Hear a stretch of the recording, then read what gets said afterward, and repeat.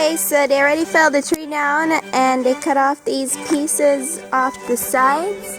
Like right there, they cut off the pieces off the sides and now they're marking the lines that they are going to do. That's my uncle. He's trying to put the line on across. Cutting down the trees. Yeah, he's the one cutting down the trees. And this is the post that they're doing.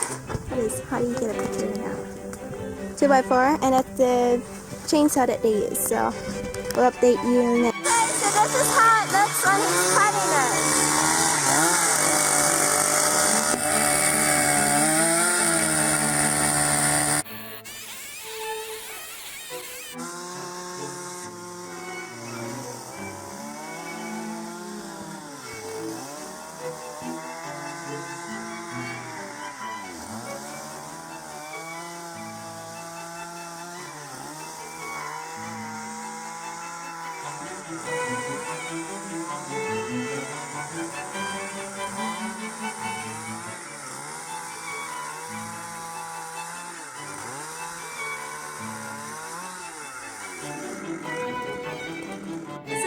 This is just another idea on how you guys can make your own lumber. With all this lumber we're cutting goes into our restaurant we're trying to open up.